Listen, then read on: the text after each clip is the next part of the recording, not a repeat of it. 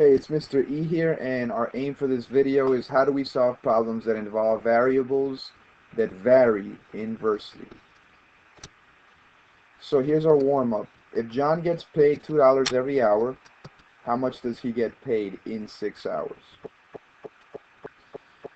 So one way to do this is to list the hours out and then just write down how much he's going to have made in each hour. So in hour 1 he'll have $2.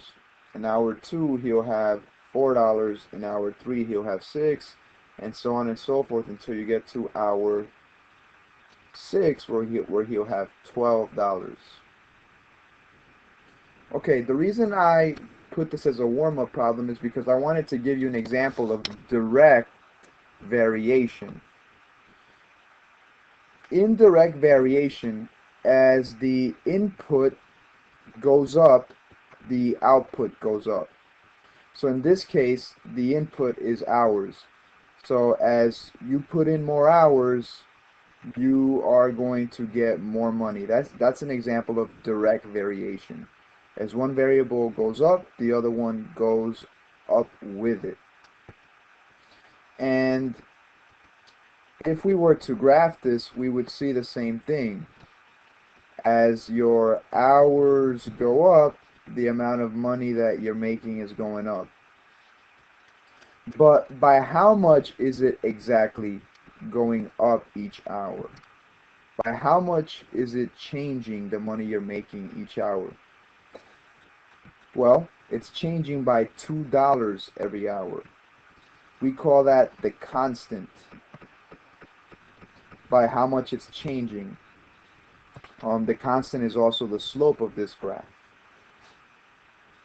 So we have our input, that's what's going in, our output, that's what's coming out, and then the constant is by how much the input is changing.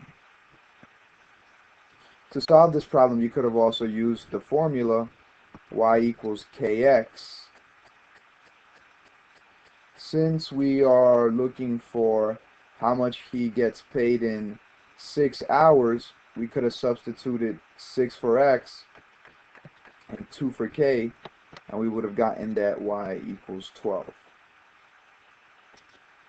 Alright, so let's move on to what inverse variation is. Inverse variation is the opposite of direct variation.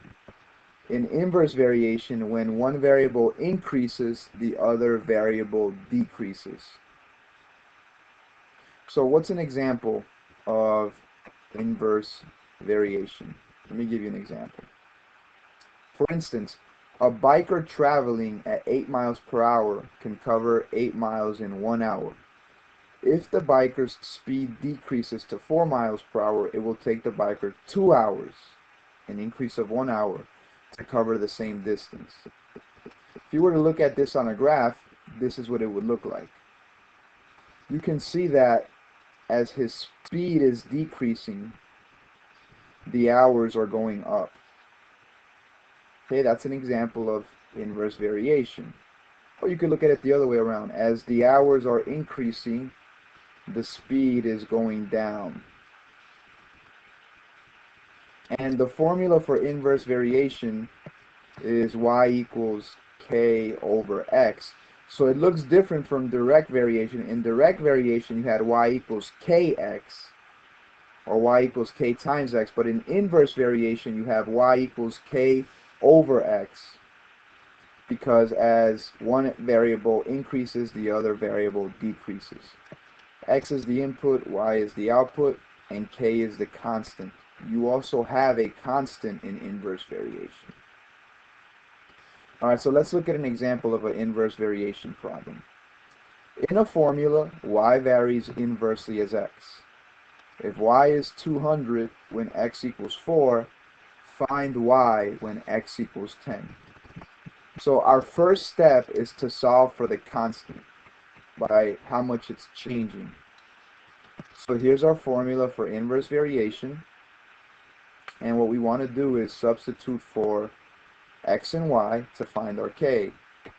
So we're told that if y is 200 here, when x is 4. So I substituted 4 for x and y for 200, and I'm going to solve for k. You could just cross multiply and you get k equals 800. So that's the constant. Step 2, solve desired output using the constant k. So now we're going to substitute again into y equals kx, but this time what we are interested in is y when x equals 10. So I'm going to substitute 10 for x, and I'm going to substitute my constant k, 800. So that means that y is equal to 800 divided by 10, so y is 10. That's my final answer.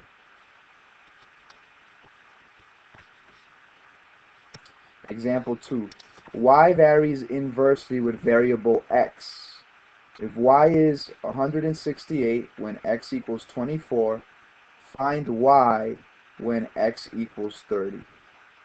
Okay, so first you got to solve for the constant. So here's the formula for inverse variation.